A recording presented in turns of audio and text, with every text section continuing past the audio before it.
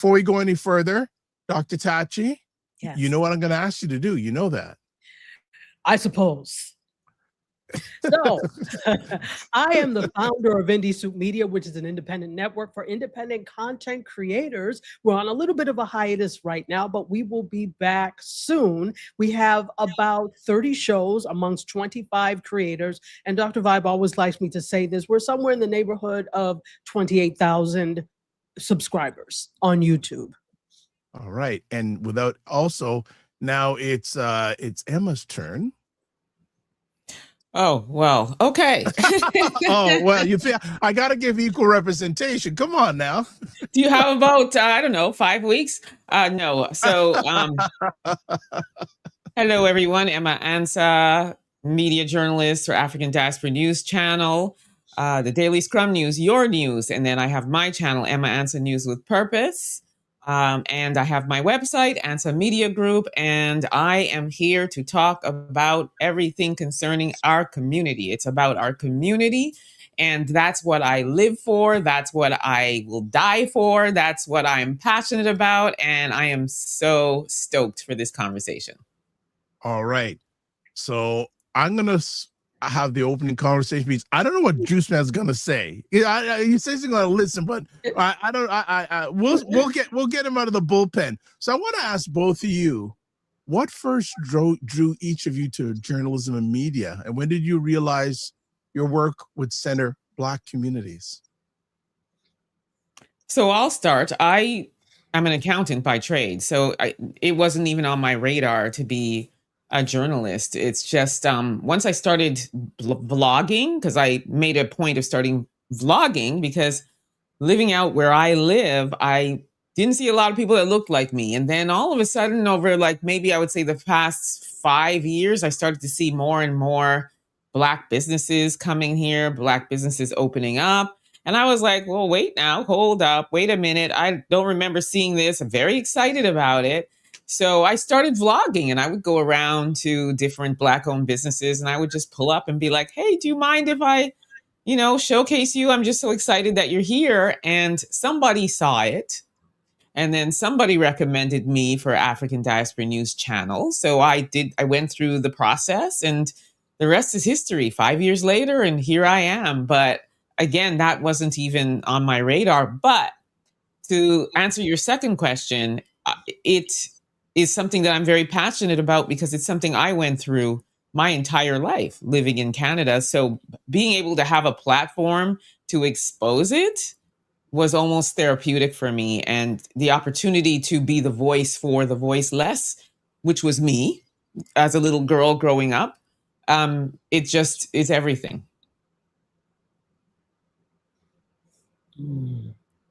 Dr. Tachi? Okay, I was waiting for you to say my name now. I don't speak until okay. And look at Juice Man waiting back there in the cut. You see, he's like this. Yeah, I know the body language. The body language. Yes. I love it. So, good morning, everyone. Again, so this is the interesting thing. There's so many great journalists who did not necessarily start off in journalism. For example, Emma being one. And I had always been mass media. That has always been my thing, and communication, human communication in general. And of course, had studied journalism. But my thing when I was in school was film and television. That's film, television, and radio. So that's what I wanted to do, not necessarily reporting or journal. I was like, yeah, that's fine, but that's not what I wanted to do. It wasn't until, obviously, I'm an academician as well. I'm a professor. So we do a lot of research and a lot of writing. And if that's one thing I can do, I know I can write my way out of anything. And so I was asked by someone because they knew that I wrote things all the time. And they're like, do you write? I said, I do, but it's more on the academic side. But they're like, well, you could probably do some writing, newspaper type writing. And there was a now defunct journal here in South Florida called ICABA, which was invigorating and connecting, something like that. It was for the Black accomplished in South Florida. So I was asked to write for that. So I wrote several articles for that for a few years. And then I met Joy Reid when we were at a what is it, like the like, not a community board, but the development board for different cities. So we happened to be in downtown Miami, and they were talking about things that at the time I was working on a documentary on food justice in the inner city. And it was like a press conference. The news was there, and Joy happened to be there. Well, my not podcast partner, but my documentary partner, myself, and her were in the parking lot talking for a straight hour. And I was like, this woman is brilliant. Now, I kind of knew who she was, but not really, really. So then we asked her to be in the documentary, and she said, yeah, I'll come by your office. And then while we were there, after we shot, she said, do you write? I said, I do. Okay, great, because we need more writers for The Griot. And that's how I started writing for The Griot. And that's how she was my editor when I was writing for The Griot. And so from there, I just started doing more and more journalistic things. A good friend of mine has a publication called The Burton Wire. And so she asked me to write something when there was a really famous academic professor who had passed away. She asked me to write something on that. Stuart Hall was one of the foremost researchers in the field of communication, but he also happened to be Black and Jamaican and British. So I wrote that on there. She said, yeah, we need more people. So I just kind of fell into it. Long story long, it wasn't my intention, but I fell into it because of the people I met along the way. Okay. All right. Well, before we go any further, Ray McMillan's in the house saying, good morning, ladies and gentlemen. Looking forward to this conversation after Juice Man's preamble.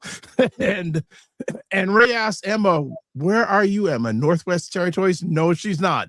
Emma, where are you located? In the Niagara region. Okay. All right. Juice Man, anything to say yet? No. Oh, okay. No. All right, I will continue on then. So, Emma, you've talked about turning racism into reporting with purpose. And Dr. Tachi, how did your journey into media lead you into championing independent Black media? So, Emma first, how did you come up with the passion of turning racism and reporting it with a purpose? Well, again, when I was hired on African Diaspora News Channel, that was what I was hired for, just to bring the news in from what's happening concerning our people in Canada, because they're primarily the United States. And then from that, I launched my channel. And when I say with purpose, what I mean by that is I'm not just going to present drama and trauma and then move on. I want to also be able to have teachable moments, action items, accountability, so with that, I love to add the element of teaching. So that's the purpose part, because we can continue to expose anti-Black racism until the cows come home. But now we need to take it a step further, because at the end of the day, we don't see it really changing. It continues to happen more than we know. So what I like to do, the purpose part is, okay, so we know this has happened. Now what? How do we help to make those families, those impacted, those people whole? And so it's about accountability on top of it. It's about providing more information, doing your checks and balances and saying, this happened here to this person at this location, by this company, by this, or you know what I mean? And then calling out the action items and providing resources, that kind of stuff. So that's the purpose end of it. Okay. Dr. Tachi? Okay, I need you to repeat the question. Yes, I will. I will repeat. How did your own journey into media lead you to champion independent Black media voices? So we've talked about this offline a number of times, that the next iteration, we all started off as live streamings, right? That's how I met Dr. Vibe on the app called Blab. And we were essentially live streaming several times a week. Dr. Vibe was definitely several times a week. I was like once a week, but we all kind of connected. And in my opinion, and in my estimation, it made sense to take the next logical step of organizing us together, which is how Indie Soup Media came about. But as a live streamer, I'd always been about independent media because of the fact that traditional media, particularly Hollywood, is very small. This is why you see the same 10 people that produce everything, that act in everything, that own everything. It's very insular and it's very small. And there's very little room for you as an independent creator because they don't like risk. Media in general, but particularly Hollywood, is very risk averse. So that's why you see the same stories all the time, because they go with the formula that they know has worked before because they don't want to lose money, right? And so in that not wanting to lose money, they're not willing to take a chance on you, which is why I just sit there like this when I keep seeing people begging them for a chance. Why? They're not going to go with you, boo-boo. They don't know you and they don't care to know you, right? It's only now that we start to see them working backwards to, oh, this person is popular on TikTok. Let's see if we could, but that is just within the past few years, and only like 3.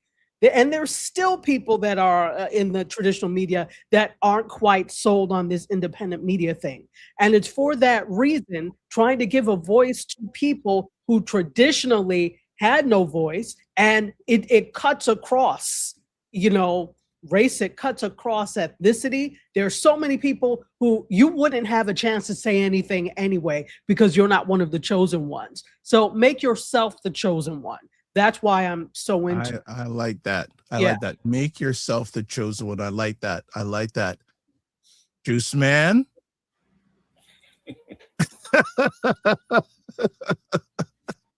I was gonna wait, but okay, I'll start this one. Okay, good. Because we're all waiting for you, man. Okay.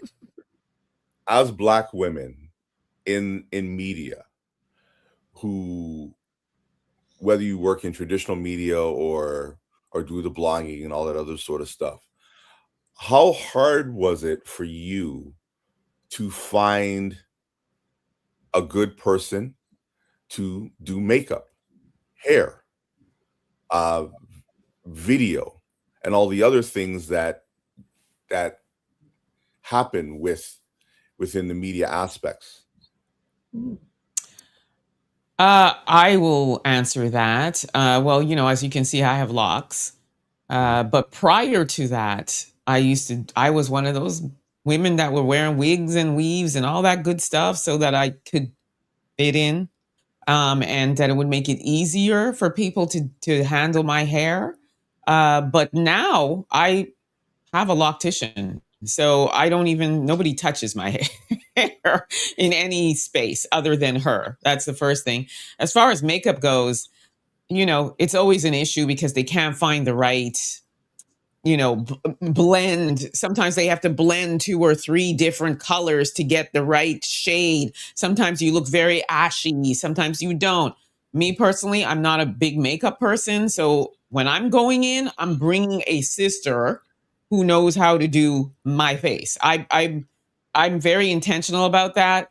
And for me, it's very natural. Like, just do whatever you need to do for lighting, and that's it. Like, I'm very bohemian when it comes to that. So, but to answer your question, Jonathan, it's very difficult. It's very difficult. I know a lot of sisters who are like, they just can't get me right. And then when on camera, I just look nuts, to say it the most kindest way possible. It's not that easy. It's not. And there's a lack of representation.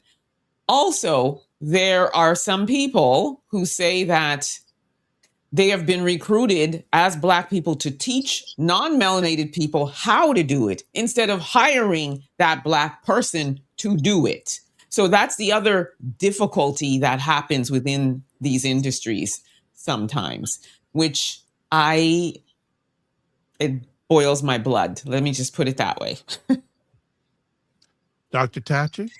Yeah, this is an excellent question because it's so multi-layered. To piggyback, in tandem with what Emma said, it is very difficult sometimes to find people who can do things just right. I have to say, I have been fortunate on a few ends because number one, I do my own makeup because I have a theater background in theater and that type of thing. So I learned very early because of dance and theater how to do makeup and how to do it for audiences that are close and how to do it for audiences so they can see you in the back of the room and you don't just look like an emoji. So I learned that very early. So that was one of the things. And the same thing with hair. Like I do my own hair. I get it done. I have braids. So my hair basically is set and done for whatever I have. But also I'm not in mainstream media. I'm independent. So you notice I like to wear hats a lot because I feel like wearing hats. That's a thing, a signature thing for me. And whereas that may not be something that would be permissible or allowable if I was doing mainstream media. So that's the other beauty of independent, that you can set what your look is like, whether it's makeup, no makeup look, or a full face, you know. So, but to the industry itself, it is very difficult. When I got my headshots taken, the first thing I said, look now. And I said, look now, I'm Black. Do you have people that can do makeup Black? And he assured me, he said, listen, he was not melanated. He said, the makeup artist I've been working with has done everybody here. And sure enough, excellent. She was not melanated, but excellent. So the thing is, I want for us to be hired in more like as makeup artists, as hair stylists on sets, definitely. Because we not only know how to do our own, because you learn in a cosmetology school on them because they're the default. But at the same time, I also want to be able to, for someone to go to a set and it's not like, we'll just plop this 1B ponytail on your 4C hair. We want that as well. So it's a system-wide problem that needs to be fixed. Hello, Juice Man. And again, the reason I asked this question is because, again, I am the male in a room with a whole bunch of Black females on many different levels. And I've seen some of the struggles that Black women go through. You both talked about the braids, so let me touch on that. There's a lot of sisters who, whether it be, I mean, they came from non-traditional media and now they're in traditional media, and I've had those very difficult conversations with as simple as how to wear your hair. Like, you saw me like this. You saw me with my braids. You saw me with my afro. You saw me with whatever, and you liked what I did. Why now is the journalism that I'm doing now affected by the factor is that my hair is in locks? My hair, I happen to wear a wig that day. I'm wearing a hat. I may have on a hijab. Why is that now a thing? You know what I mean? And it's one of the things I wanted to touch on, or wanted you to touch on.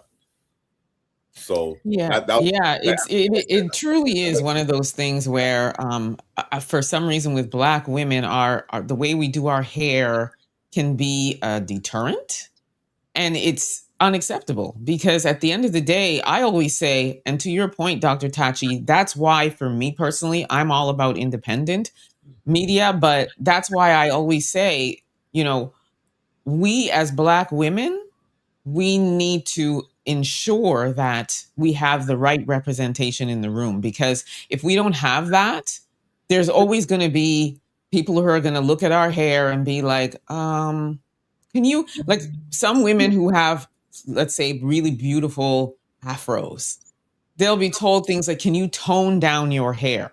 What does that mean, tone it down? At what point are you just paying attention to what I'm saying and my work ethic and my productivity and not what's on my head, right? And so they like to say, we're DEI, we're all about DEI.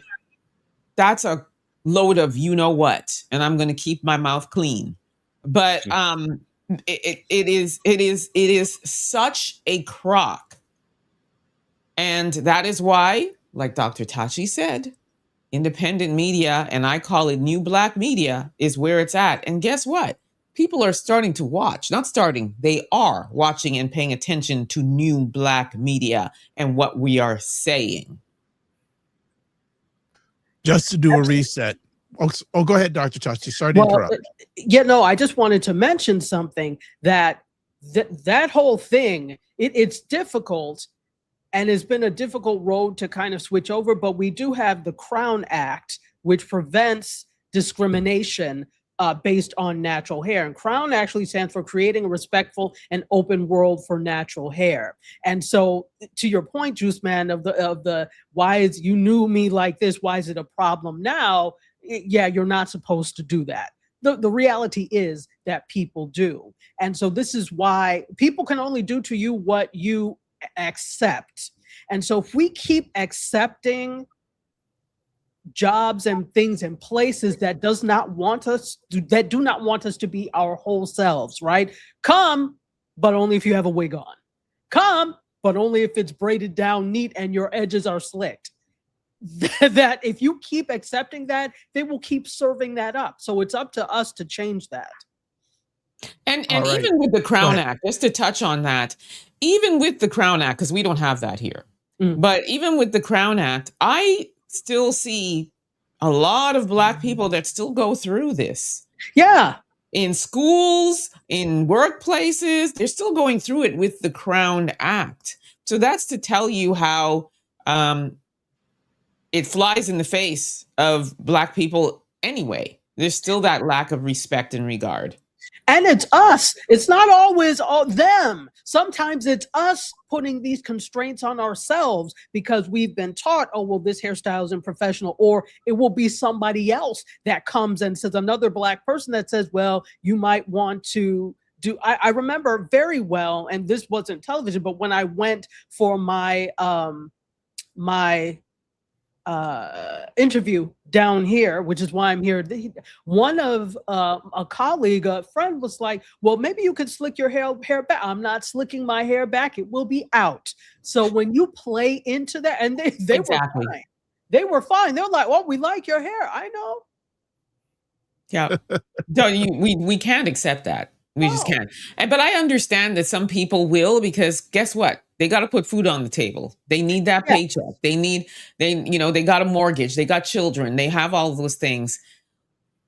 It's about really deciding, as an individual, how much of it are you going to accept, and how much compromise are you willing to make? Because in the end, it does affect us. It does affect us. Mm-hmm.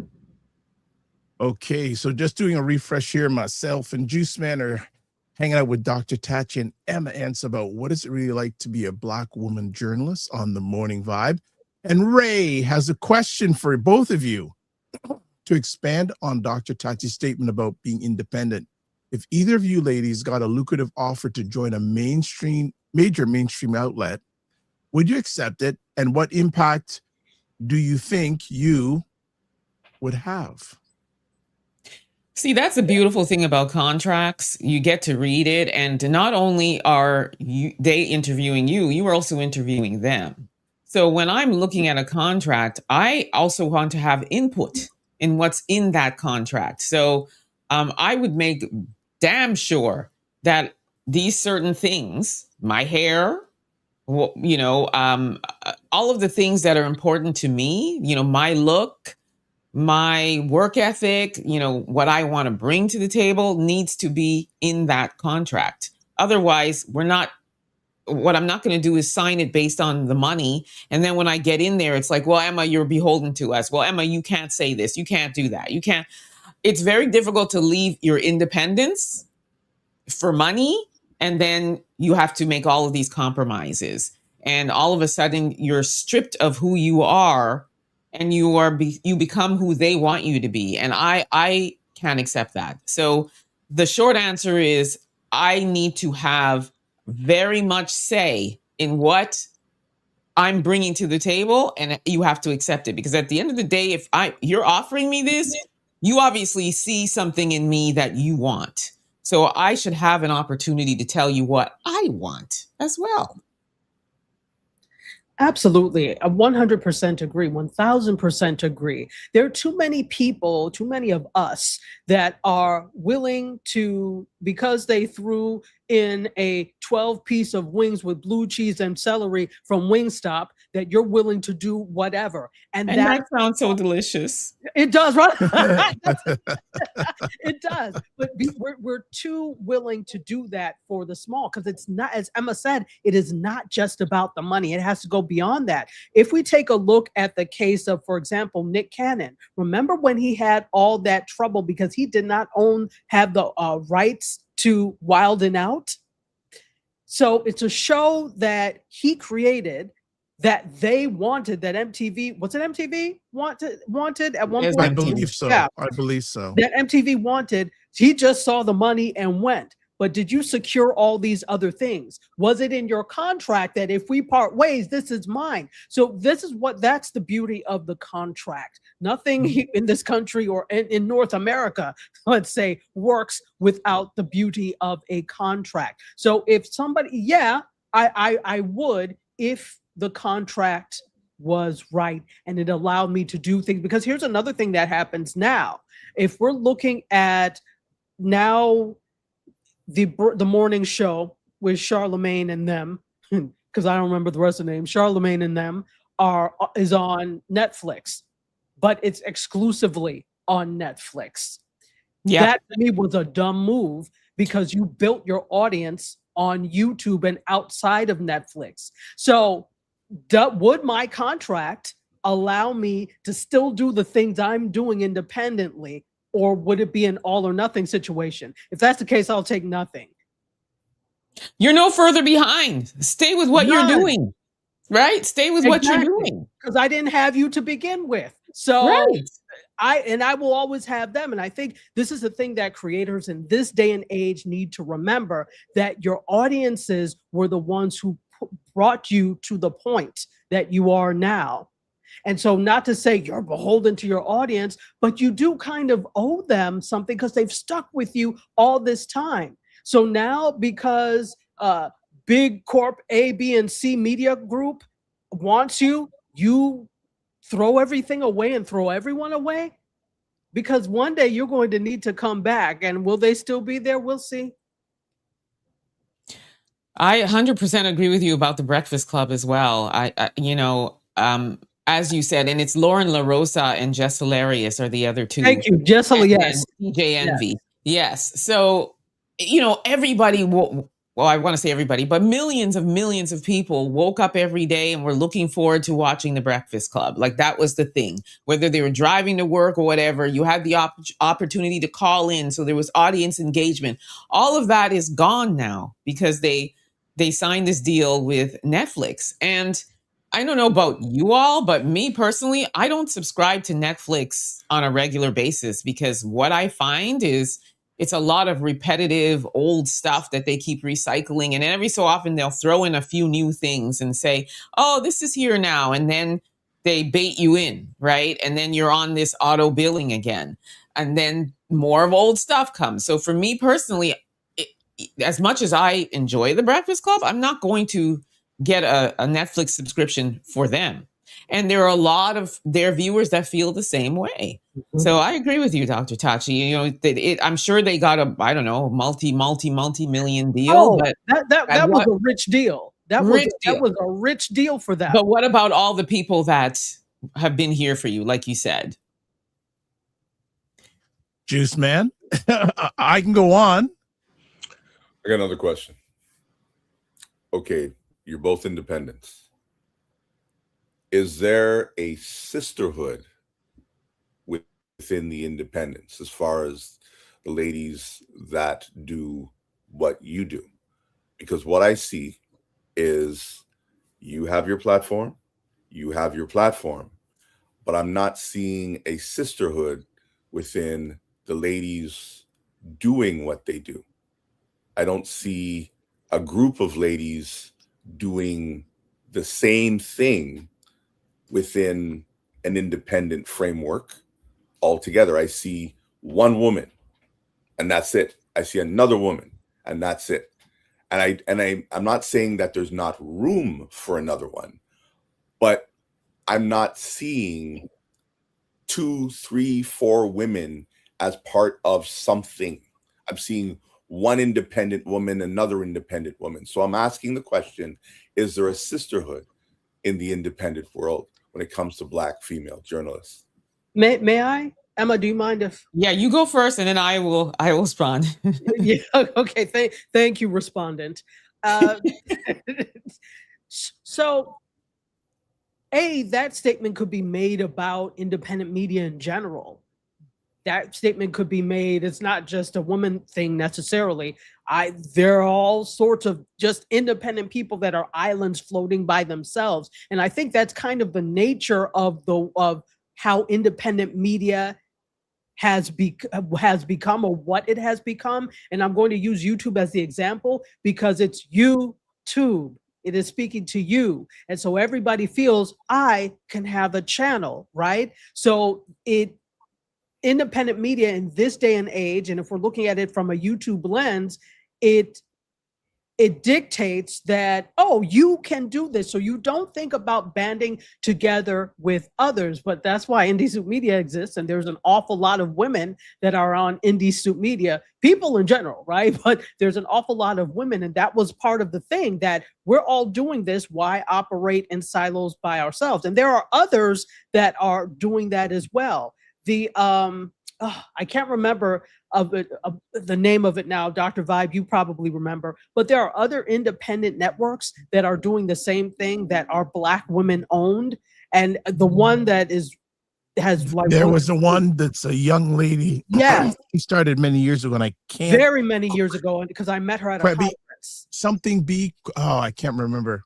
I'll find it. Go ahead. Right. So there are a lot of people that are doing that, where there are these communities, definitely. But I think also that sometimes people don't know about the other people in the spaces. You have a lot of people, we're assuming that everybody that is becoming like an independent producer comes from this world. And sometimes that's not the case. In this day and age, opportunities have presented themselves for you to say what you want to say using a camera, using a microphone, and you can do that. But that doesn't mean you necessarily know the lay of the land where you can connect with other people. And then you're right, some people just don't want to connect with other people because it's also hasslesome. That's not a word, but I'm making it one. It's also hasslesome sometimes to deal with a group of people in general. So I'll pass it on now to you, dear Emma.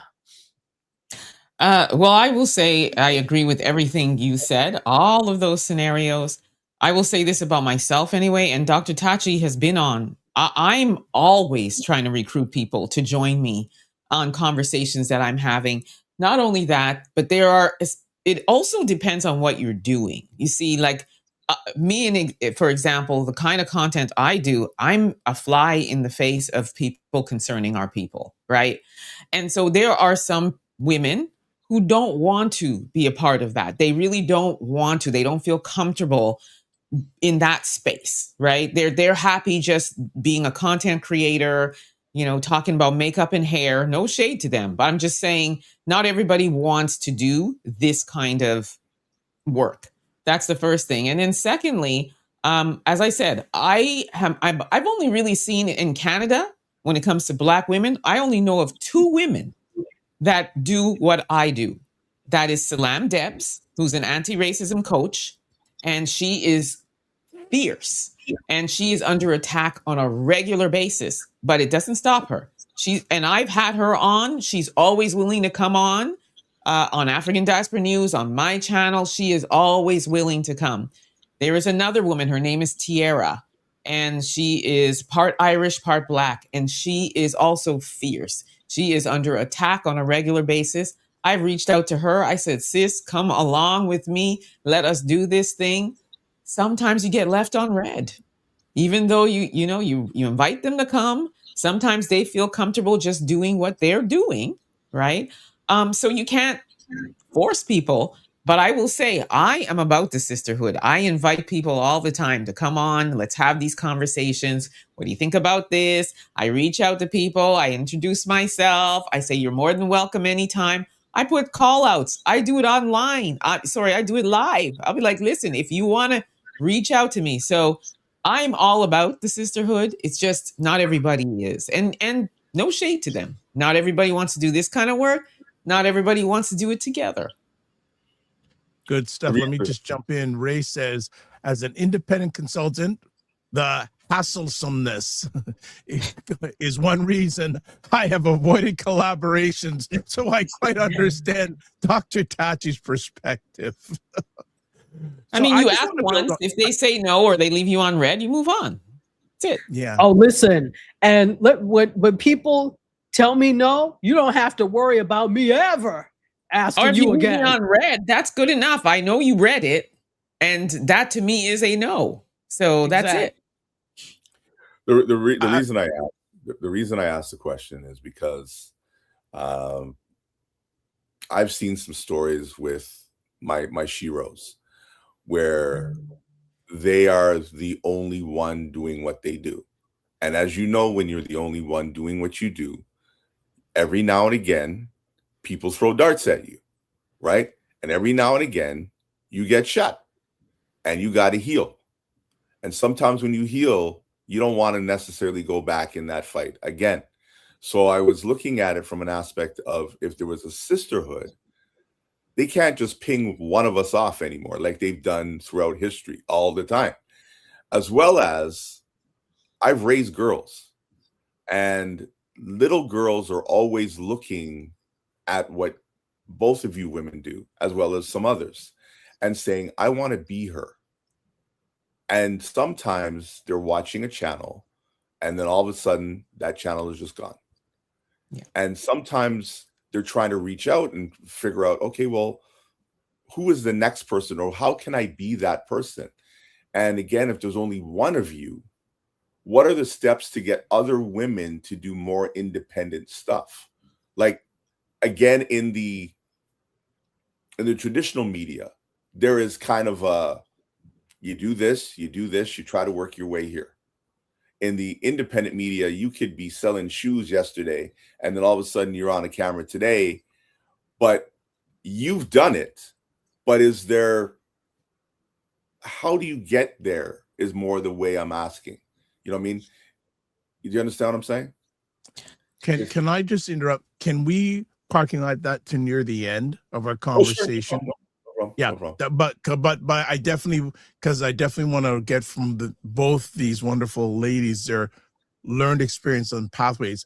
But I do, if I have permission, I want to ask, with all the sometimes doing alone, this question for both of you: what does the invisible workload look like for Black women journalists, both on the job and off? I see both of them reacting, right? So, educating colleagues, translating culture, carrying on stories.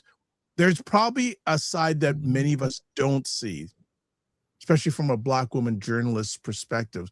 So if either of you would like to chat about that with our family, I'd really appreciate that. Go first, sis, and I'll. Oh, okay. There's so many. I think it's all of that is irrespective of being a journalist or not. I think that's just, in society, the way society is set up, there are certain things that women have traditionally been expected to do, certain roles they've been expected to perform, regardless if you have a job or not, right? And so even if you don't subscribe to those things, it starts to seep in because that is the way society is set up. So you brought up one thing, Jonathan, with your line of questioning before, the whole makeup, hair, and that type of thing. Those are things that, now this is a misnomer, but men don't just get on camera without doing something because it would just, not match the energy of your female co-host, of your woman co-host. So they do something, but there's not as much that needs to be done that way. So that's something. It's not a huge something, but it definitely is something that you have to deal with in terms of, for some, not just getting on camera anyhow. There are things you may be dealing with, parents, aging parents, and you're dealing with that type of thing. And more often than not, the sisters in the family or the daughters in the family are the ones that take on the brunt of that type of thing. So you may be dealing with that. So in my opinion, I think it's just societal things in general, because of the roles that have been traditionally expected of women, that seeps into that. Now, if you're talking about for me, were you talking about for us personally or just in general? Yeah, either or. Okay, well, so in general, I have other jobs as is. I have their other things. I'm also a professor, right? I do that. I also have some other clients. So there are those other things that are tugging. But here's the thing for me, that it is all of what I'm doing is enjoyable, and it is tied in to what I do. And in fact, the professor piece of that is educating the next generation of media makers. So if we're talking back to that, the sisterhood thing of it, for the women students that I have, they are able to see me doing what I do, but then teaching them how to do it. So that's another part of the sisterhood part of it. So I hope that answers your question, Dr. Vibe. Sure. Emma? Just before I answer, when you say the invisible,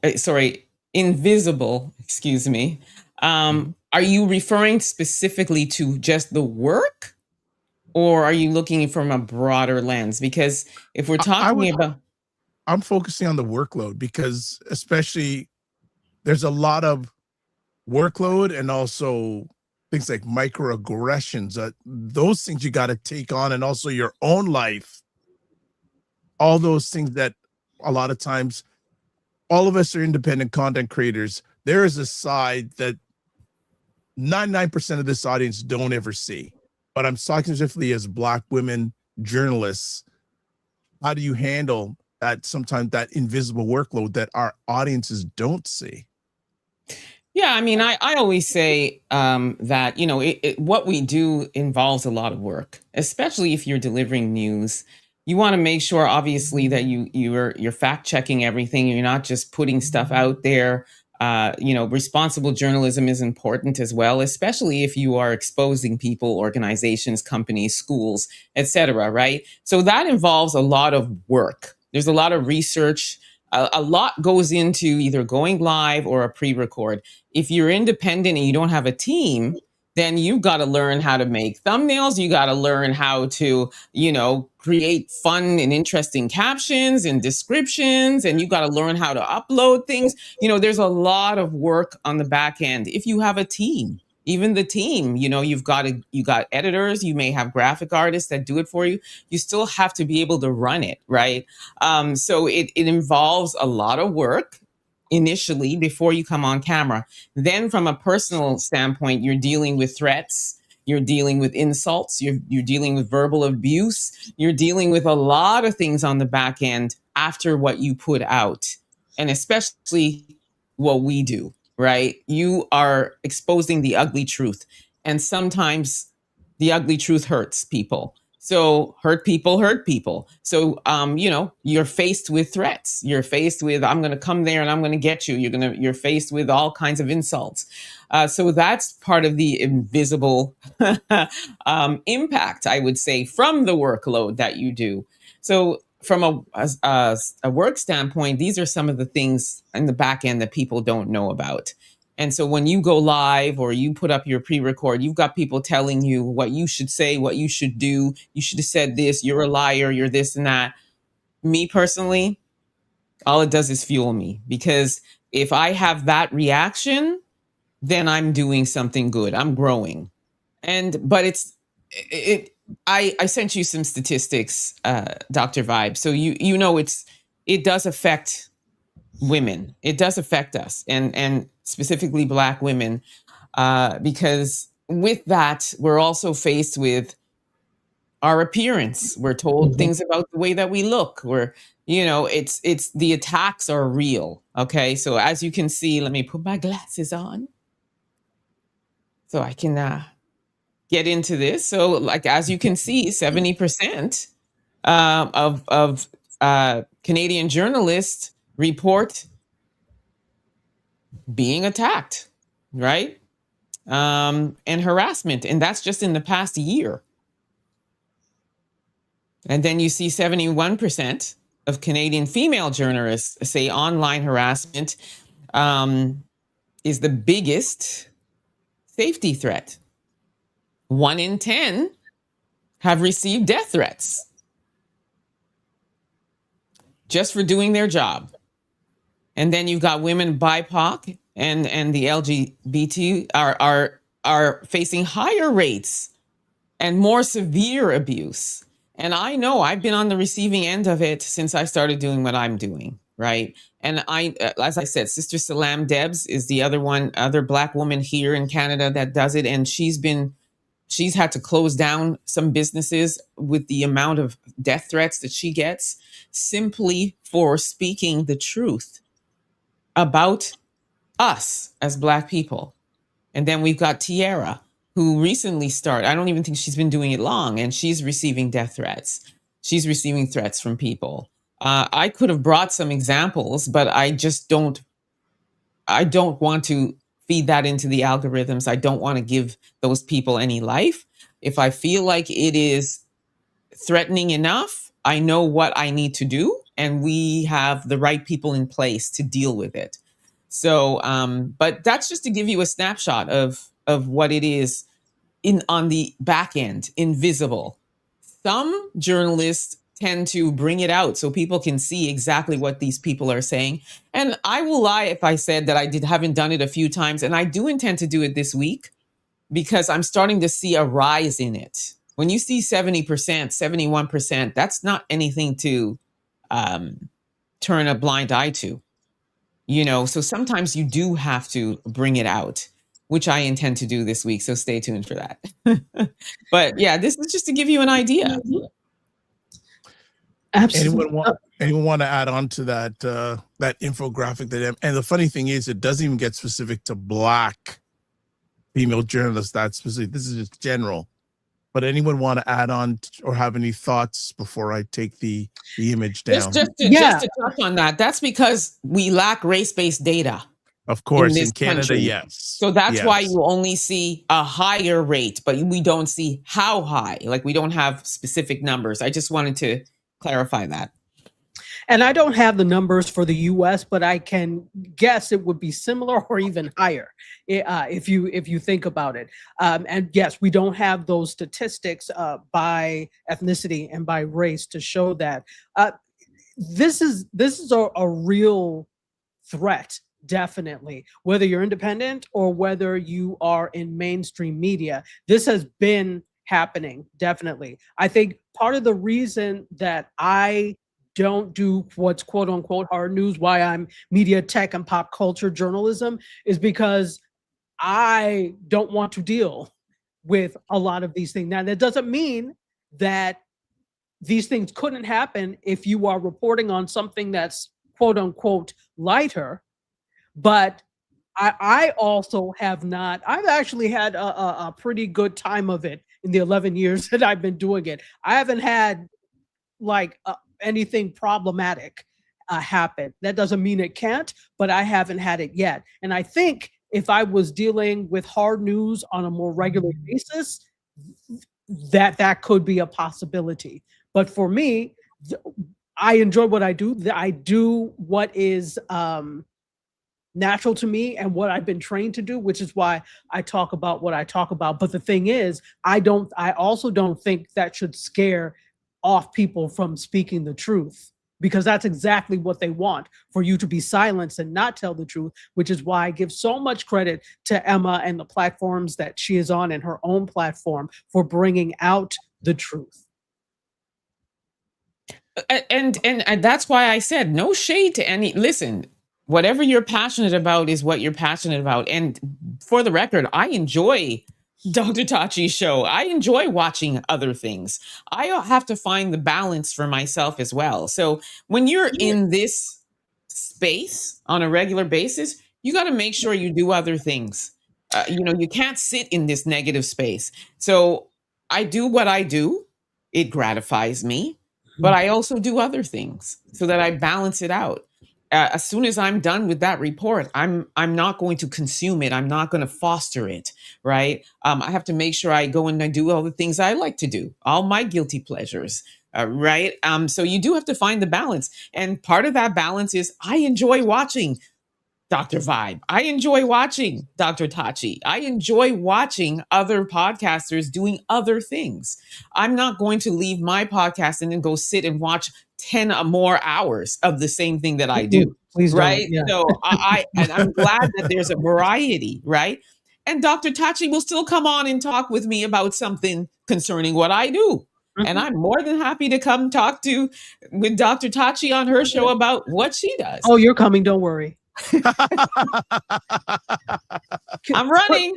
Could I say one more thing about this? So Oh, go ahead, please do.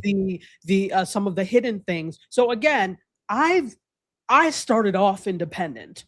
So I've always been making media, and it's always been independent. Even if you're even counting from the time that I was in school and making student films and such, I've always been doing independent media since I've been an adult.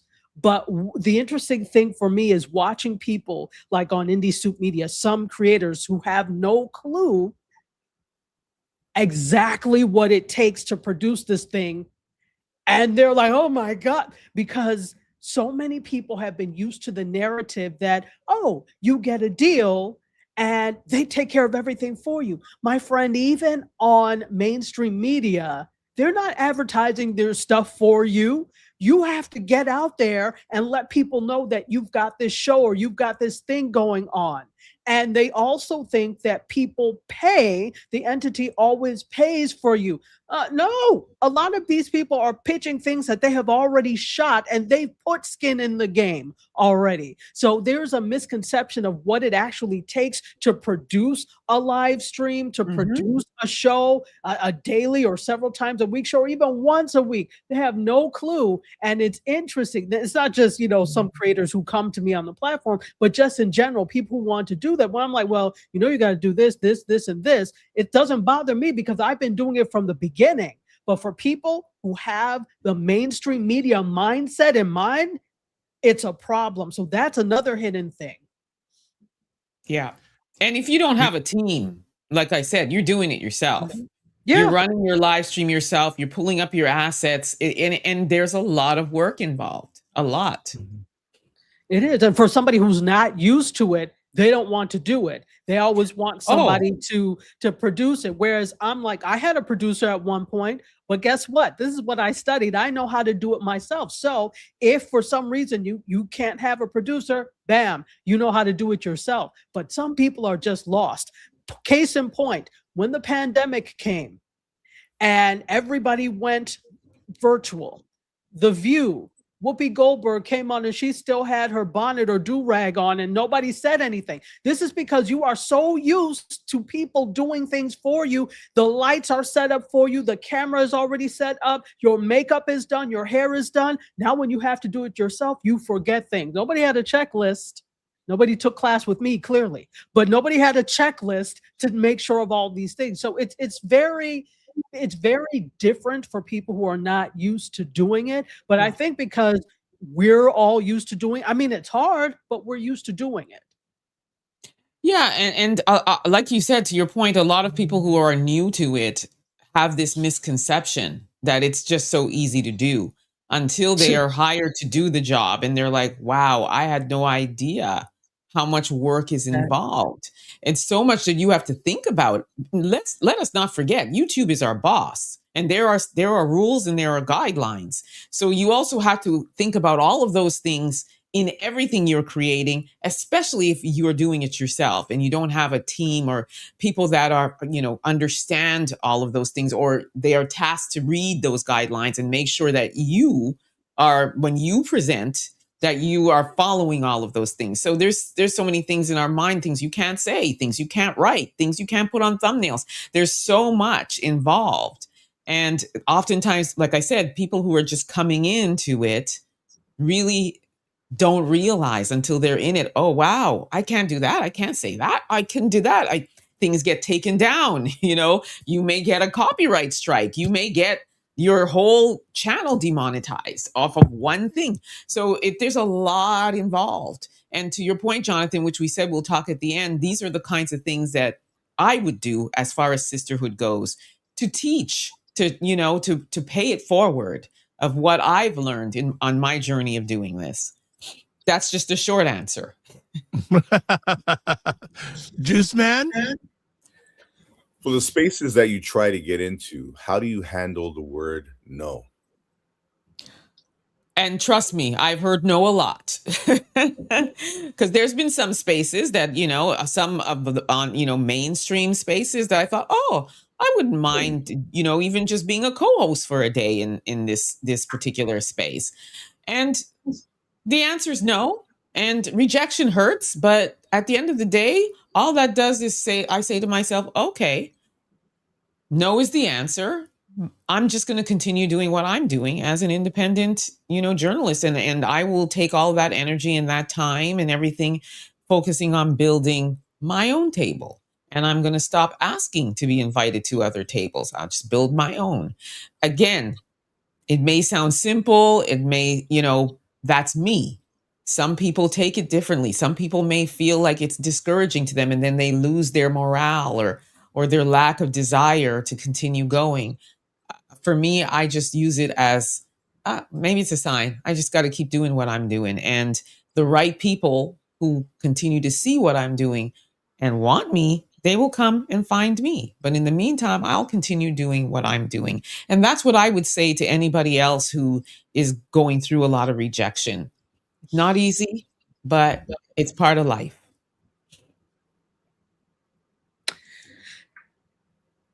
Dr. Well, Bell? thank you for saying my name. The no is what I had in the first place, right? So I already didn't have it to begin with.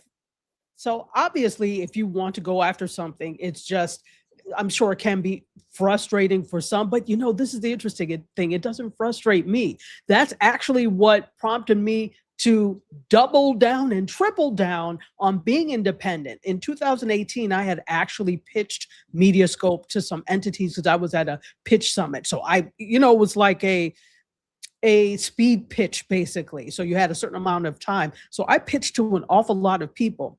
But that's when I knew that mainstream media only knew how to do well what it already does. That's when it hit me even more that they are risk adverse. And that's not to say that Mediascope is the best thing since sliced bread, even though I think it is. I'm not saying it's for everyone, but it was a new concept. Nobody else was doing like digital stuff. As I was pitching, they didn't know what to do with it. They're like, oh, well, we really don't do digital, as if they couldn't do something with it. But try this or try these people because they do it. You would reach out to those people, Pim, nothing, because they really didn't understand digital and didn't know how live would work with comments and all of that, and didn't want to try, right? So those were no's, but I was like, oh, clearly you don't know what you're doing when it comes to this, but I do. So why am I begging you for an opportunity? Let me keep going with, as Emma says, the table that I've already built that has a wonderful tablescape on it and room for other people at the table. Everybody can eat. Every damn body can eat. Yep. I hear you. There's room for everybody. Like a great example, though he's non-melanated, when Ted Turner started CNN, there were other news networks on, NBC, CBS, and all that.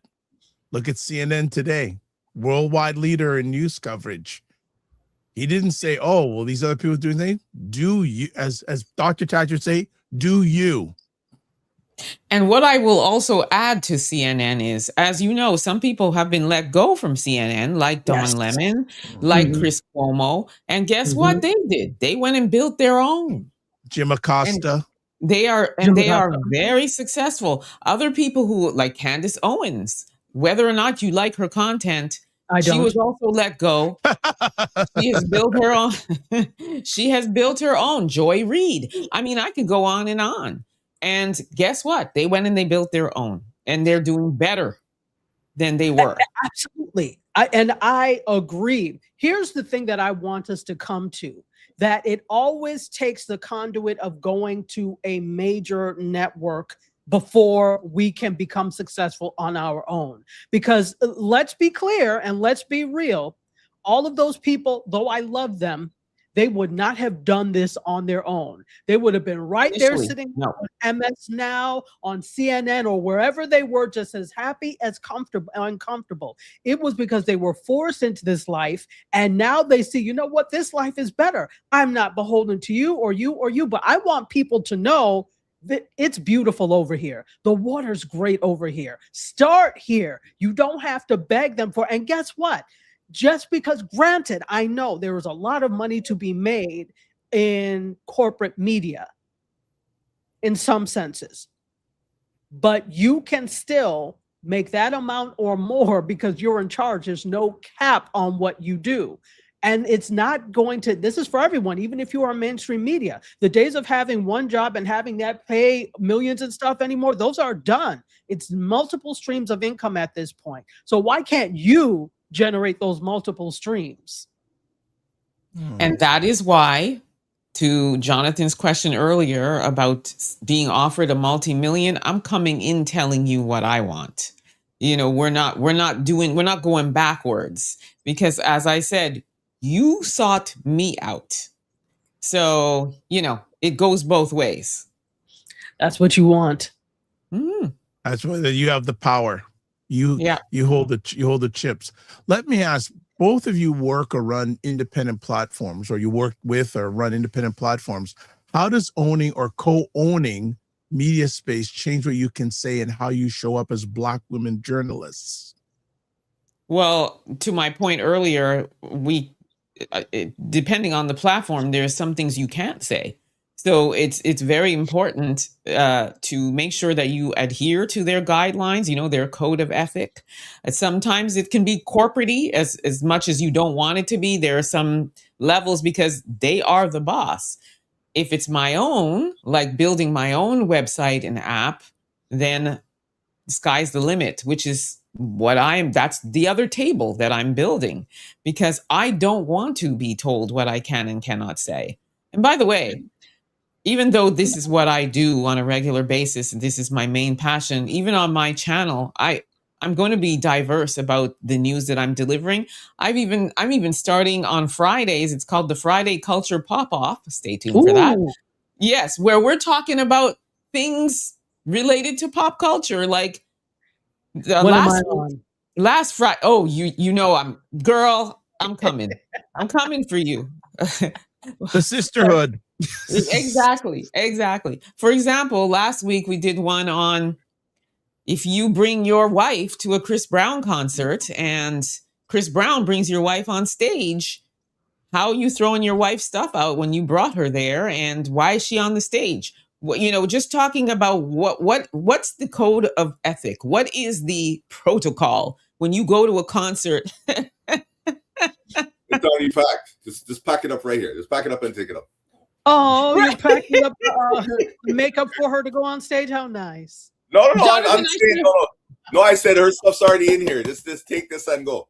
Okay, so that's what this brother did. He took all her stuff and threw it outside. And he said, "Oh, you're talking about take me down with Chris Brown? Here, take your stuff." So we had that conversation. So that's going to kind of be our Fridays, you know, just to mix it up, right? So Jonathan, I should have asked you to come.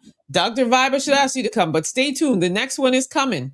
But my point is that we are mixing it up too. We're not always going to, it's not always going to be drama and trauma, us versus them with an emotional hook. We want to have a diverse kind of topics. So just throwing that in as well. But it's just a point I was trying to make. Mhm. I got a question.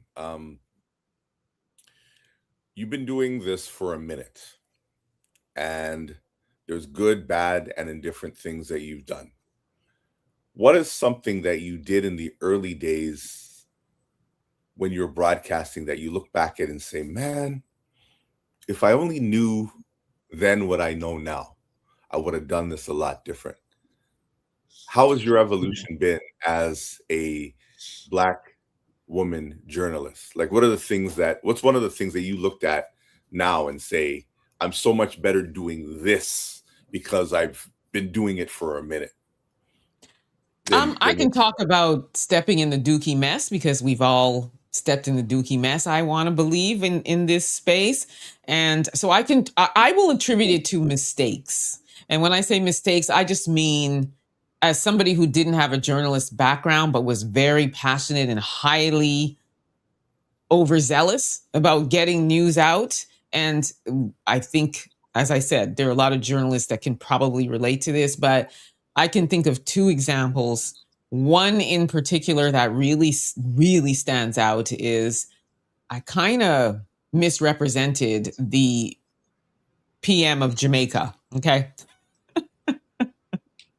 I can laugh about it now, but it was a serious matter. I received an audio clip, and one of the things that happens a lot is I get a lot of things. People are sending me things all day. Like I'm getting pinged all day with, you got to cover this. You got to cover this. Somebody sent me an audio clip and told me it was Andrew Holness that was speaking. My job is to fact check, right? I want to say 5 months in to the job. Okay. And Andrew Holness was saying some very negative things about the people of Jamaica because they were supporting Asian-owned businesses and South Asian-owned businesses that were coming onto the island. And he was referring to the Jamaican people of the island as stupid and all this other stuff because they were patronizing these instead of their own people. And I was like, oh, this is amazing. And I went and had our editor create a whole thing about it with the audio clip, graphics, you name it. Put it up there. 200, 300,000 views later. But over 1,000 comments saying that's not him. So then, of course, the boss had to go and look at what is this? And then we get a letter from Andrew Holness's camp. Saying that journalist you have on the channel, yeah, you're going to need to fix this because that was not Andrew Holness. So I say all that to say is there was a lot of cleanup that had to happen, and it was a very teachable moment for me. But that is one of the things I look back on and say, okay, that will never happen again. And therein lies the importance of making sure that you do the research, you do the homework, you make sure that, you're not just putting things out there and jumping on the first headline, right? So that's one really super, super teachable moment for me that if I were teaching a group of upcoming journalists, I would use that as an example of really stepping in the dookie mess and didn't have the right shoes. Okay. So that's one example that stands out. There are a few, but that's definitely one that was very impactful. And that I could even remember the year was 2023. Wow. So yeah. So go ahead, Dr. Vibe. You were going to say No. I say you can't get more open than that in journalism. So for me, thank God it hasn't been anything as dire as Emma's, as annoying the Prime Minister. Is Jamaica Prime Minister or President? Prime Minister. Prime Minister, right. So Andrew Holness. Yes, Andrew Holness, who has relatives here in South Florida that are in government as well. So when I hear the name Holness, I'm like, oh, that's interesting. Okay. So it has not been anything dire. It's been more procedural of, damn it, why did we? So particularly when I had I was doing a podcast with my podcast partner, and we did our regular shows, and then we did specials. So stupidly, we're like, oh, the specials stand out on there. Oh, we're not going to give them a number. But then you end up off numbering your episodes because you've made this a special. We were like, we're a bunch of damn fools. Why did we do this? So from this point on, and then in the early days, I didn't number at all. I didn't even really put the weeks of week such and such or the dates. I'm like, it's just up. So I could always go back and look for the date. But here's the thing, platforms change. And when I started on Meerkat and Periscope. Meerkat went away. Periscope went away. They both had ways that you could import your stuff, but guess what? It's just a jumbled mess. And all that jumbled mess is still in a private channel on YouTube because I just imported it there. I don't know when it was or any of that. So one thing that I learned is to at least always put the date if I'm not going to do like an episode number, season this, episode such and such. But I have started doing that, especially since starting Indie Soup, and I want uniformity in the way people do things. I've required everybody, including myself, do you do the name? You do season, name and number of the episode, and then name of the episode, so that it's all the same. Because I also know that I'm not always going to be the one doing it. I don't want to always be the one doing this. So there needs to be procedures so that the next person who comes up knows how to do that. So it's not a big gaffe, but it's a gaffe. Yeah, I mean, perception and presentation. You wouldn't believe how many super sleuths are on watching what we're doing and have so much to say about it. So I'm totally with you on procedure. You want to be consistent in every way. Absolutely. What have both of you learned about building audiences as a Black woman journalist, Black woman independent journalist? What have you learned? Lessons you learned in building your audiences? That it's subjective. It's very subjective. I mean, there's an audience. I believe there's an audience for everything. There's an audience for tech. There's an audience for finance. There's an audience for pop culture. There's an audience for, drama and trauma. So what I've learned is you based on what you put out is who comes, right? So there are people love to see drama and trauma. People love to be writers, B1, FBA. Dr. Tachi, you can relate to the FBA group of people. Yeah, that's a whole other story for a whole other day. But there's an audience for everything. So when you decide what you're doing, whatever it is you're doing, whatever your content is, part of it is you want to promote it. So if I've decided that my channel is going to be about news with purpose, then I got to promote it. But also if something changes along the way, you got to promote it. You got to say, hey, listen, on Fridays, I'm going to be doing this. I just mentioned my newest episodes or segments.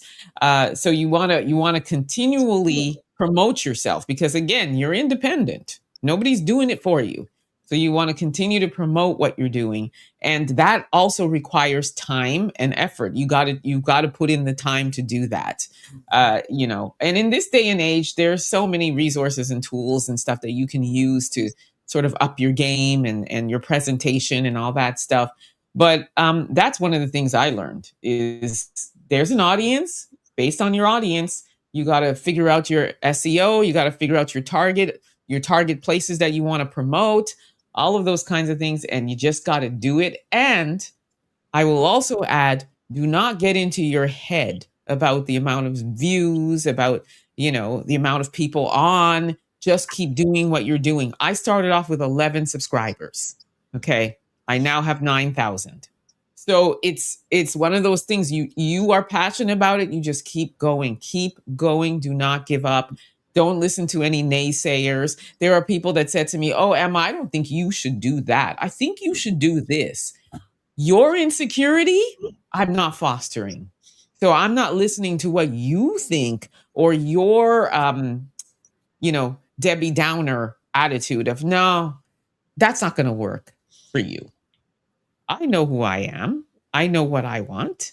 I know what I want to put out. I know what my offering is.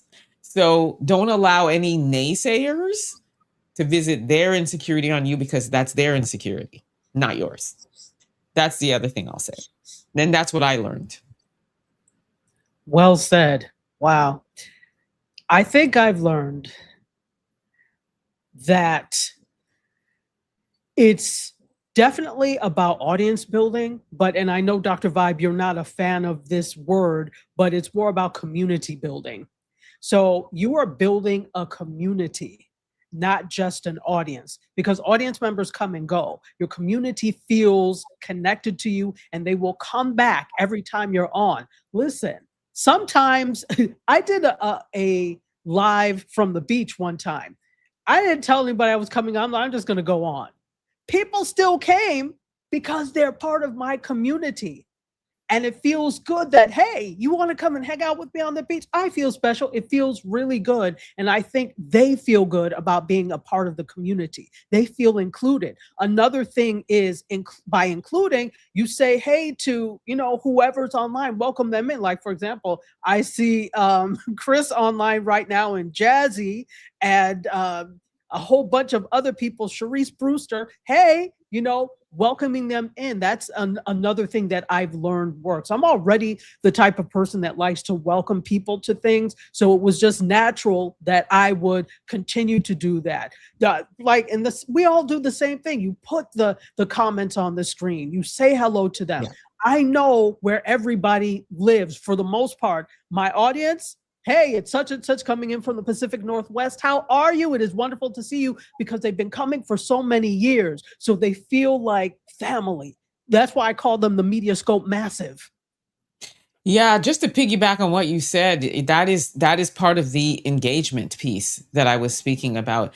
And to your point, I do the same thing. First of all, I thank them, because you could be doing a whole host of things, but you took the time to come and spend that 30 minutes or 1 hour with me. That's the first thing. I'm thanking them.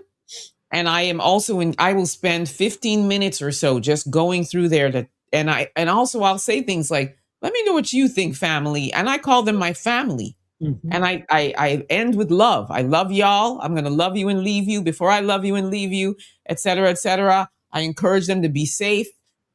Keep your head on swivel. I'm anti-M, and I even call myself anti-M.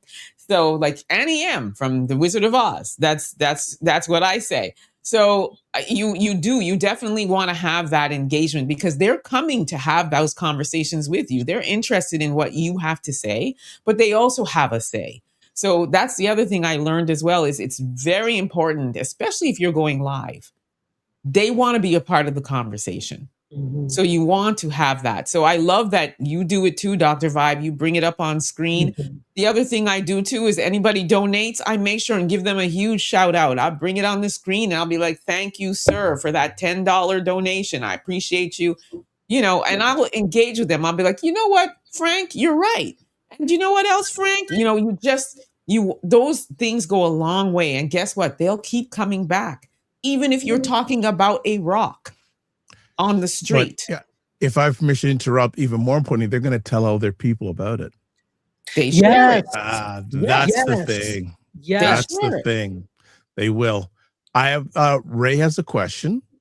Have either of you ladies thought of what your platforms are valued and have a legacy plan for when you decide you no longer want to do what you do anymore? Interesting question. What was the first part? Have either of you ladies thought of what your platforms are valued? What have a legacy plan valued for when you decide when you no longer want to do it? So the valuation of your platform and also succession planning. I have. Okay. Totally. Yeah. Absolutely. Because the thing is that when you build things, you don't want it to stop with you. There are too many people that just have businesses in general that they either decide they don't want to do it or can't do it anymore, or God forbid they're gone. And it just fizzles. There was no plan.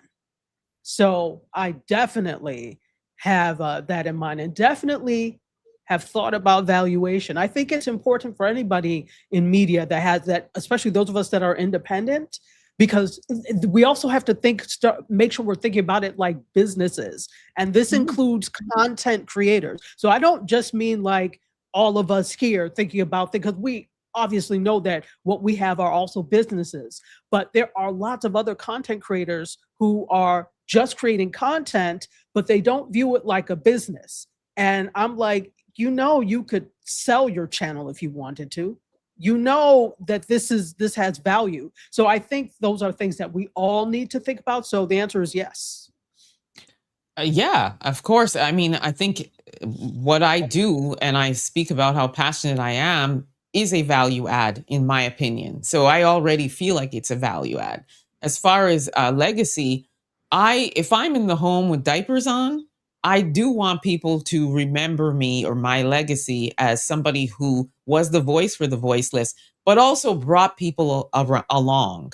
So at some point, I want to be able to take a vacation and have somebody like Dr. Tachi, whether you want to do it or not, step in for a week and be able to be on Emma Anson News with Purpose with Dr. Tachi. Or, Dr. Vibe steps in, or Jonathan Shaw steps in, and we just keep it going. So if I'm in the diapers in the home, somebody else can step in and take over and make it their own, and also say, oh, I remember you for X. I remember you for doing that, like Harriet Tubman, like, Malcolm X, like Martin Luther King. They all left something behind that other people are picking up the mantle and moving forward. So that's kind of what I would like. And that's what I think about as I continue to build. May I just say something? Go really ahead. Quickly, Emma, I rebuke in the name of Jesus you in diapers in the home. I'm just going to say that now.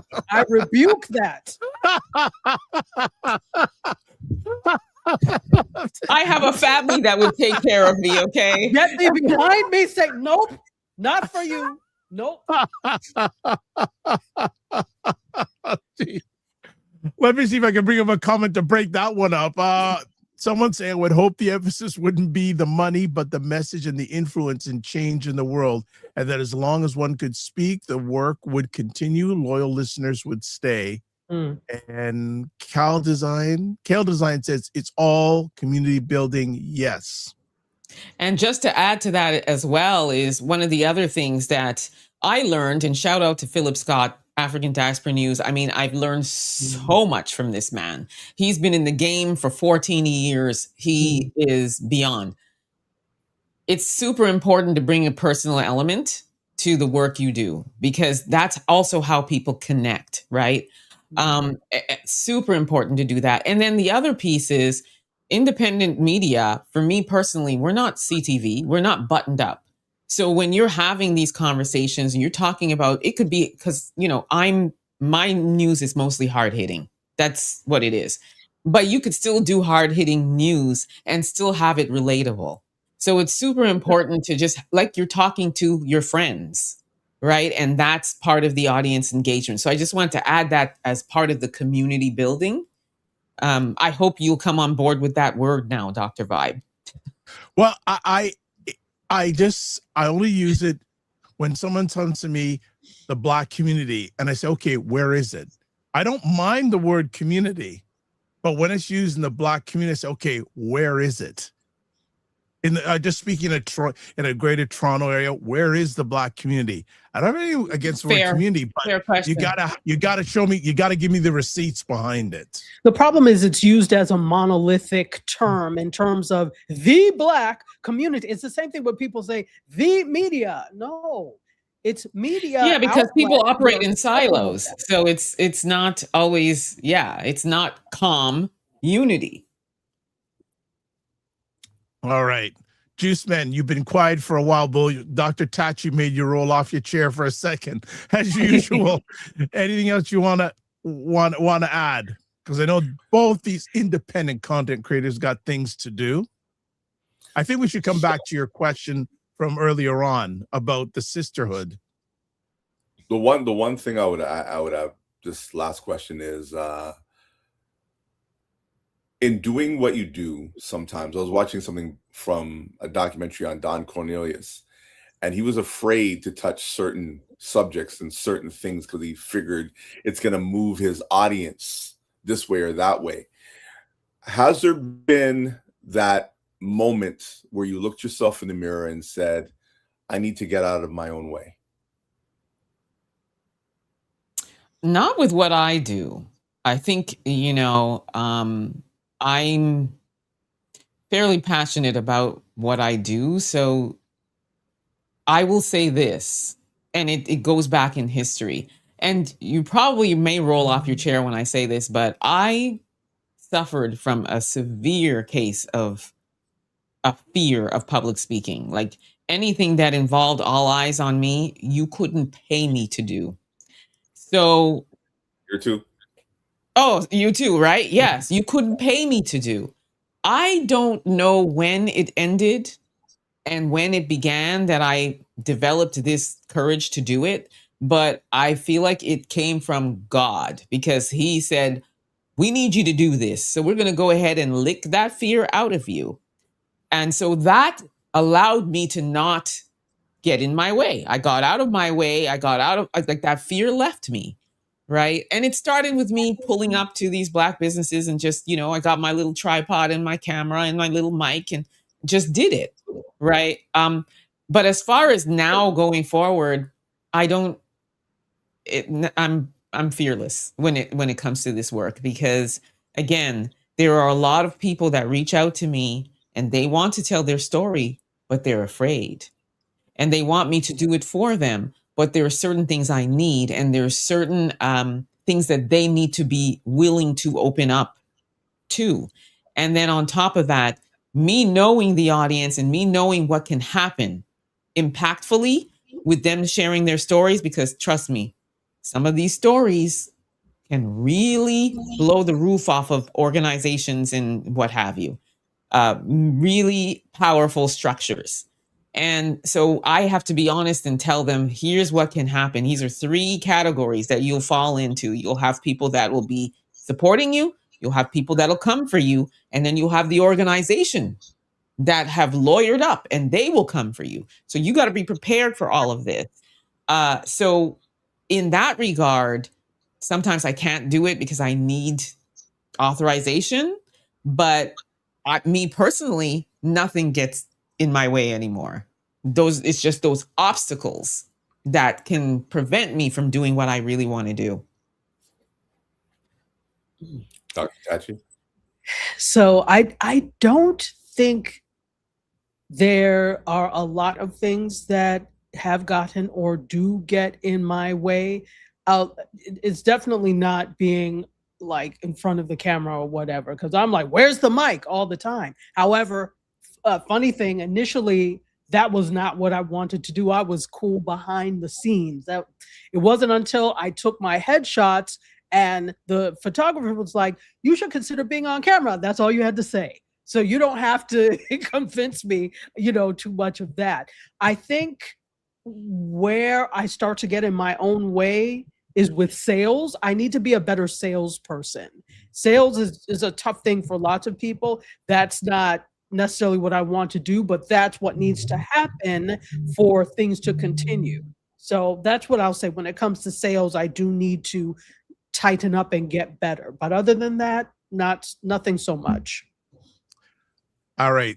I got some few quick last conversation pieces. So first of all, for both of you, what do newsroom leaders, editors, and executives need to hear clearly about the experiences of Black women journalists? Well, they need to hear about all of the negative side of things and take it seriously. Oftentimes I feel like you see these statistics, you see these analytics, and you see it, and it's all in theory. Then when something happens, then we decide, oh, I think we got to put these things in place. So it's work on it before it becomes a thing. So I do think that's one thing that has to be taken seriously. You got to make sure your staff is protected.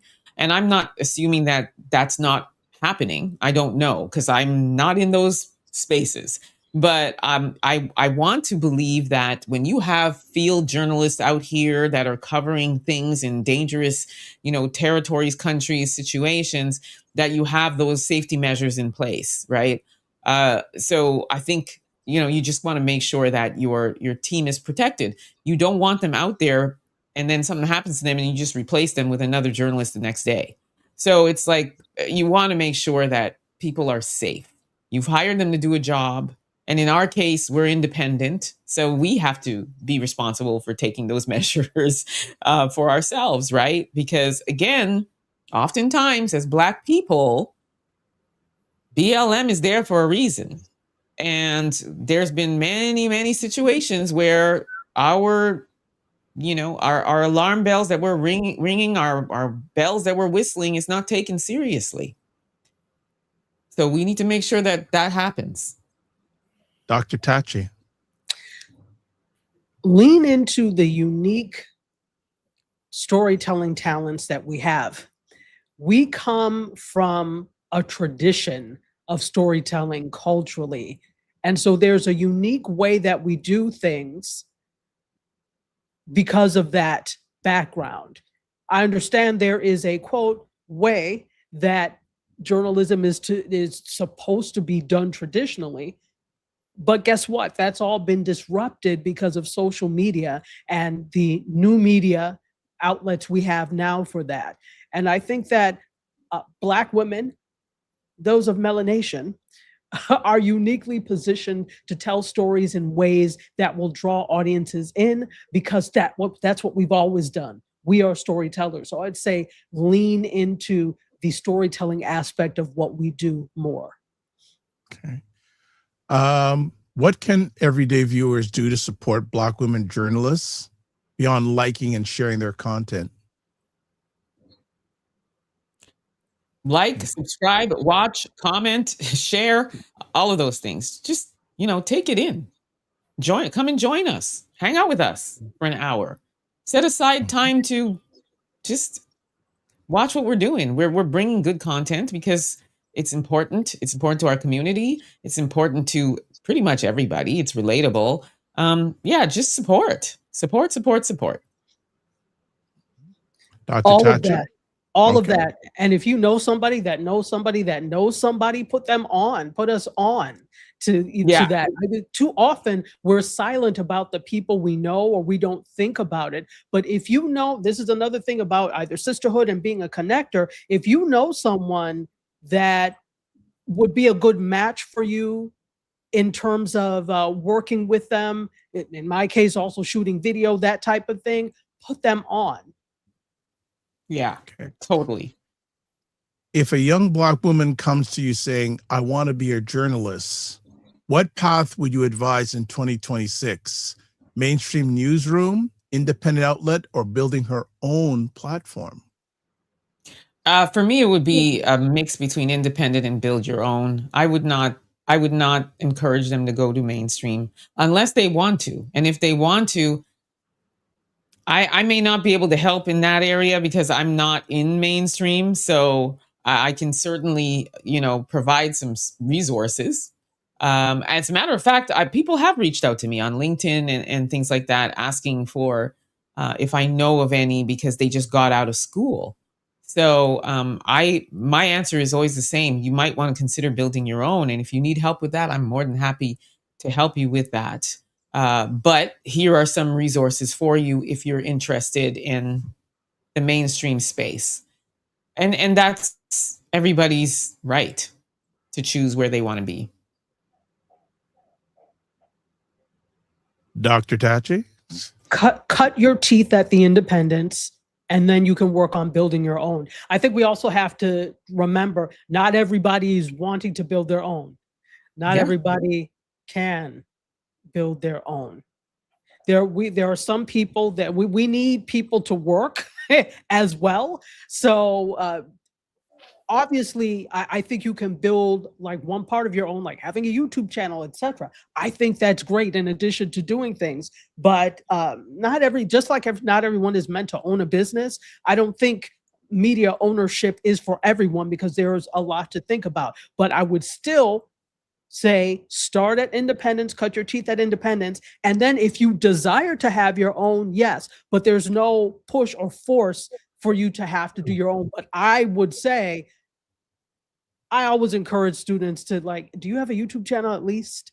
Build a YouTube. Yeah. You need to at least have that. And Dr. Vibe, you and I have worked with tons of interns at this point. So we always tell them the same thing. Dr. Vibe and I will always have a conversation with them after the internship ends, and we find out, all right, so what are you wanting to do? And then we're always giving things. I'm like, listen, these are the conferences you need to go to. These are the people you need to. So it's that education piece as well of that's what they need to do. So that's what my answer is. Yeah, just to totally. build on what both of you are saying, when young people come to me saying, I want to do this, I want to do this, say, can I see your stuff? If they don't have any stuff, I'm saying, well, that's where you got to start.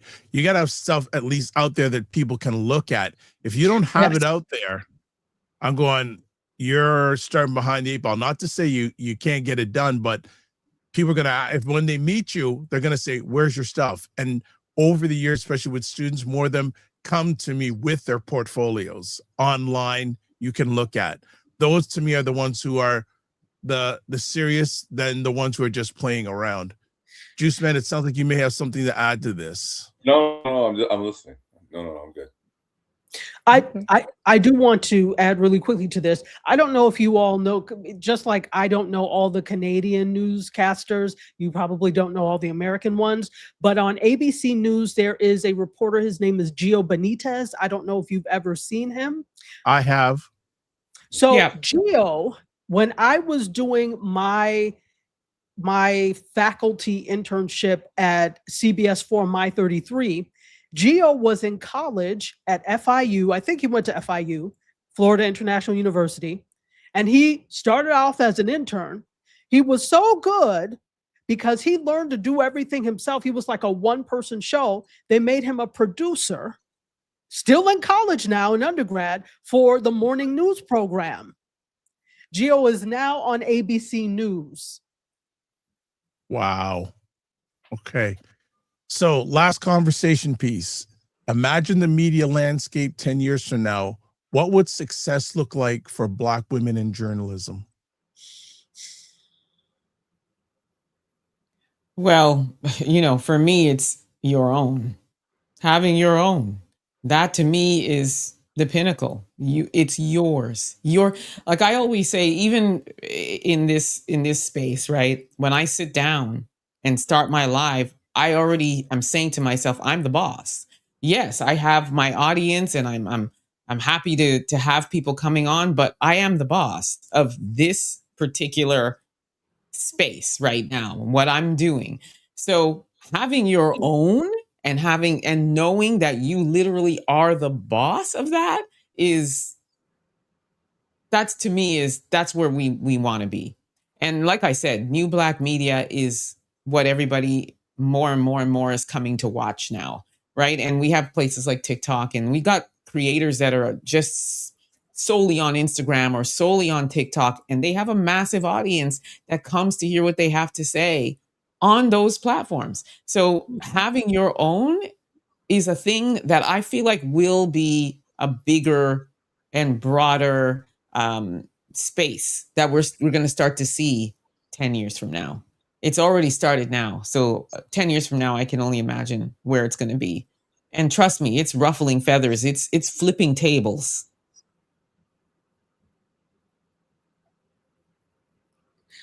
I think you're muted, Dr. Vibe. Dr. Tachi. Oh, okay. So 100% to what Emma says, it looks like having our own, but not having our own in silos, having our own in networks where we're all benefiting from that. That's the beauty of having a network, right? I think it also looks like becoming the training grounds for the next generation of media makers. The future of Black women media and Black women journalists is not just about you. It can't be, or it doesn't survive. So I think it is also about becoming that training ground for the next generation. Agree. Mm. And just to piggyback on that, I really do want to shout out some people who, on the heels of sisterhood and what Dr. Tachi just said is to those people who I reached out to when I just had 11 subscribers and a dream. And the answer was yes, without even knowing, without going to see how many people, how many this, how many that. They all said yes, including you, Dr. Tachi, including you, Dr. Vibe, Jonathan Yu, more recently, Salam Debs, Lisa Vitello. When I asked her to come on, she's like, you know what? Sure. Not a question. Okay. And now we've started our own, Rooted in Blackness. Stay tuned for that, including you, Dr. Tachi. I'll be reaching out to you. No questions asked.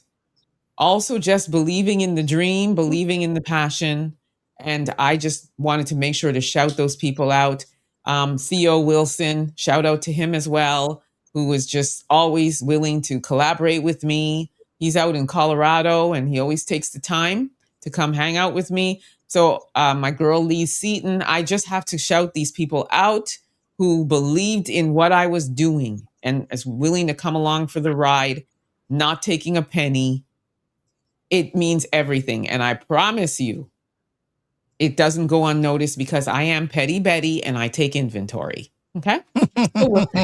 God's still working on me with the petty Betty. I do too. I do too. Let people not support, and it's probably not good, but at this point I don't care. If we don't support each other, who do we have? So, and it can't be, and nobody can ever accuse me of not supporting. I watch and go to everybody's stuff and comment because I am a cheerleader for all, and I want people to win. But the moment I realize you're not cheering for me, Pim, I back into the bushes like Homer Simpson, and you will never see me again. That's it. I'm telling you. Juice, I wish I had a screenshot for Jonathan's facial reaction. Those who left me on red, all of that. I am petty, God knows, and God is trying to work on me with that. I'm sorry, but thank you. And to those people who reach back out to me, since I went from 11 to 9,000, I've done exactly, and you know who you are, I've done exactly what you did. That's it.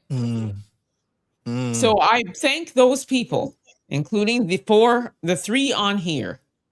And I wanted to make sure to shout that out. Absolutely. Someone saying here, cooperation, unification, unity, improved culture, safety through tribalism, etc. Yes. Juice Man, any final words? No, just keep doing what you do, She-Rose. Like you don't understand from my chair. Seeing Black women do what they do is just so infectious.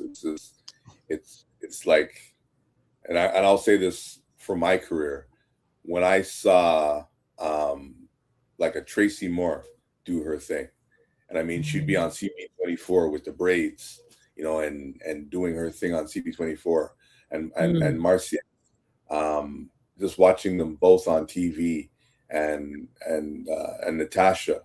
And I remember Natasha was like, man, I can't take these people. I want to quit. I'm like, no, I got 2 daughters, man. You can't be doing that. No, you. No, don't do that. I need, I got two little girls who, at the time, like pretending that they're doing the Weather Network. You know what I mean? Like, no, you can't, like this is what they grew up watching. You're as important. Like, Black women don't understand. You're as important as Sesame Street, the Electric Company, Mr. Rogers, Fat Albert and the Cosby Kids, to the fiber of what we see. You know what I mean? Like, forget what you want to say about football. If Jane Kennedy was not on TV, I would not be a football fan right now. I'm going to tell you straight. You know what I mean? When she did those interviews, I was there for it. You know what I mean? Forget, I don't know, like, not hardcore self, Jane Kennedy watching TV, and she had OJ Simpson on TV with her. And I'm like, I was watching for her because she was not only a good-looking woman, but she knew her facts. And one of the things that I loved about Black women journalism is they're not just beautiful faces. They know their information cold. And if you close your eyes and just hear them speak, it is the most infectious thing ever. It's like you're Another talking person. your Another auntie. person who should get a shout out. Robin Roberts. Oh yeah, yeah. definitely. But, Yeah. but She doesn't get the due that she deserves. Yeah. She is her and the Jane Fire. Kennys of the world. They were the foundations. She's fired. She's and fired. that's the Robin legacy. Roberts. That's me? the legacy. That's the Yeah. legacy that we want to carry forward. You're talking about people that inspired you and that has inspired your children. That's exactly what we want. That's Absolutely. it. That's May I- the biggest compliment. It's the best thing that can happen. I agree. May I do a shameless plug? Jonathan, since you love Jane Kennedy, go to my channel and watch the interview we did with Jane Kennedy.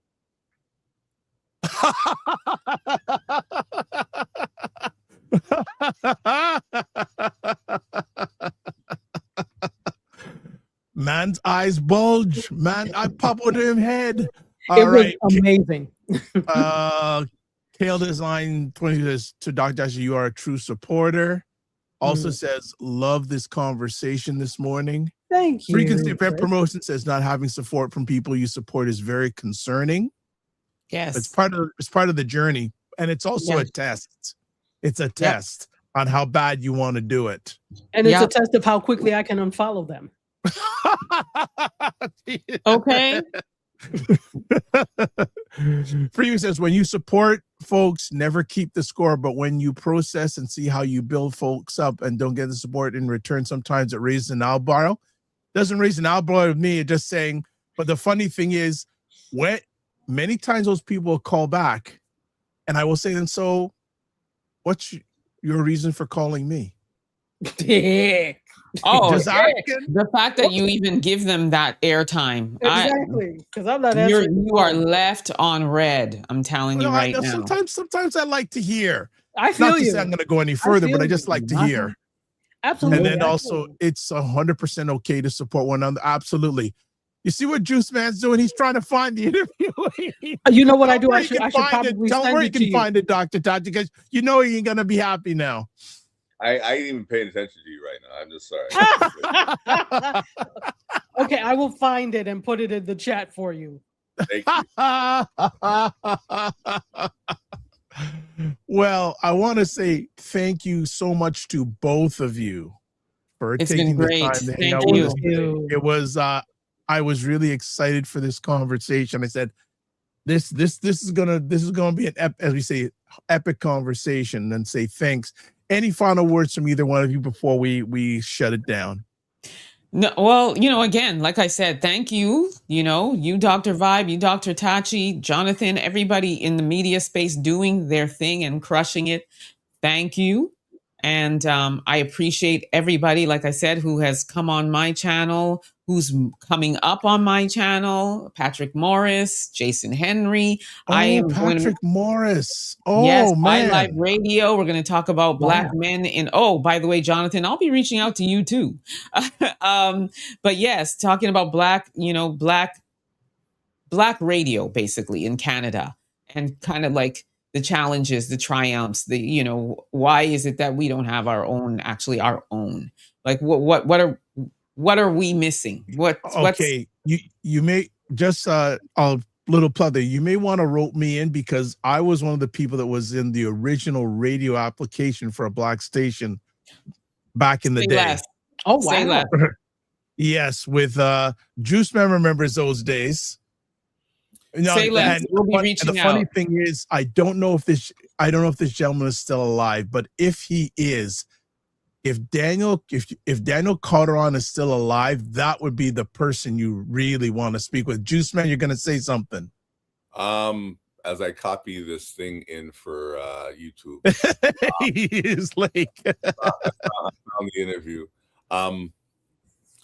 you will see if you type in CRTC, can't repress the cause, you will see me Yes. video for 0.6 seconds of a 22-year-old 180-pound me. So yeah, you'll see that. Okay. There you go. Wow. But You'll yeah, see me in I think it's an important conversation to have. So I just wanted, again, I'm just saying thank you to all of those who didn't ask a question. How many views? What do you pay? Nothing. They're just willing to have these conversations because they're important conversations. They are now dads and grandparents. So we're Yep. now thinking about the babies coming up behind us. And again, legacy. What are we leaving behind? What's their world going to be when we're no longer above ground? And I'm not going to say in diapers again. Okay, Dr. Tati. I rebuke. I'm going to leave that alone. But Ray you know, says, these are I important second conversations. that. I second that statement 100%. Juice Man, female journalists bring a level of authenticity and compassionate journalism that I really appreciate and enjoy. And Jazzy says, Thank listening and working, but this conversation was full of knowledge and wisdom. Thank you, Jazzy. Thank Thank you so you. much. Thank All right. you. So if you want to get a hold of Dr. Tachi, that's her link. And it's also in the comment section on most of the platforms that you watch. Well, my platforms. I don't know. I don't think it shares it on Dr. Tachi's. Emma, there's millions of links, but I kept it simple. Website, email address. That's Yes. your home. All right. Better. EmmaAnswerGroup.com, email eanewswithpurpose@gmail.com. Juiceman, Jonathan Oshaw, and that's JONATHAN, people, Oshaw.com. You can also catch him on Sundays on Flow 8.7 on the Talk About. And then Ryan, you can catch him here, Ryan O'Neill Knight. That's Knight with a KN, not an N.